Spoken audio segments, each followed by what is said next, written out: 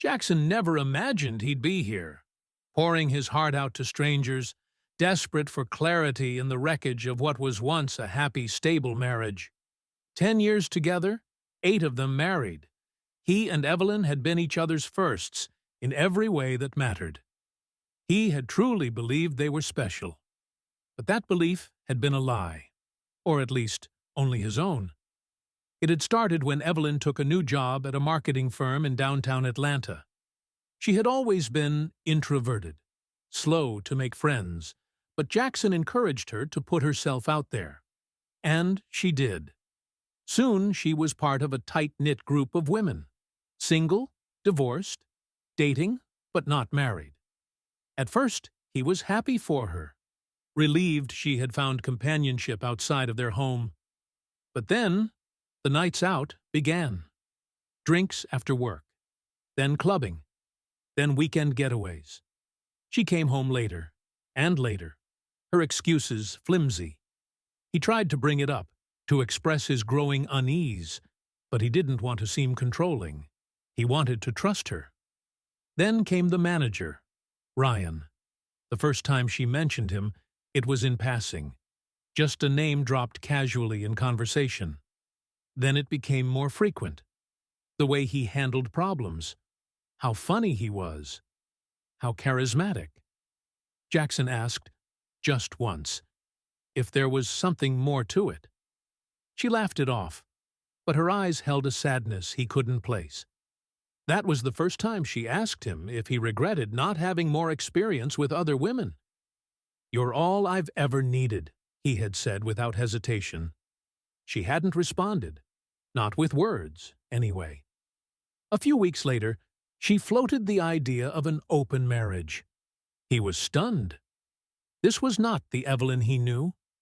She insisted it had nothing to do with Ryan, that she simply felt she had missed out. And if they opened things up, she wouldn't feel so caged. She didn't want to lose him. This was a safer option, she claimed. He warned her, told her she was playing with fire. But she persisted, painting it as a way to strengthen their bond. Against his better judgment, he agreed. And rules were set. No bringing other people into their home, no emotional attachments. For a year she went on dates, had flings, and, as if he hadn't seen it coming, she ended up in a full-blown relationship with Ryan. Meanwhile, Jackson tried. He really did. He went on a few dates, but couldn't shake the guilt. Something about it felt wrong. It felt like he was betraying the love he had for his wife, even though she clearly had no such reservations. Then he met her, Mina, a transplant from Seoul, sharp-witted, effortlessly confident. Their first date was electric. Their second was even better. And when it finally happened, when he finally let himself go, it was unlike anything he had ever experienced. Mina made him feel desired, powerful, alive. Evelyn noticed. She teased him at first, but then, slowly, her attitude shifted. She started cooking elaborate dinners, keeping the house spotless, bringing him coffee at work. She initiated intimacy, something she had never done before. And yet, it was too little, too late. The part of him that had adored her, that had held their marriage sacred, had withered away. Then, one night, she broke down, told him she wanted to close the marriage, that she regretted everything, that she saw now how foolish she had been. She had been swept away, manipulated by her friends and Ryan's charm. But now, she wanted to rebuild. She wanted them to be a team again. He laughed. He couldn't help it. "What about your friends? Ryan? Your little adventures?" She cried, but didn't respond. The next day, she was waiting for him when he got home, pleading again. She had cut ties with Ryan, left her job. She would do anything, she said, to fix this. But Jackson hadn't cut ties with Mina. Mina, who made him feel like a man. Mina, who made him believe he could take on the world. Truthfully, He didn't know what to do. He wanted to believe they could find their way back, but Mina had been his light in the darkest time of his life. Marriage counseling was a disaster.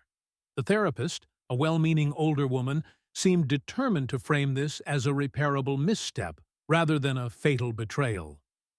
Evelyn confessed that her friends had planted the idea of exploring in her mind, that Ryan had encouraged it.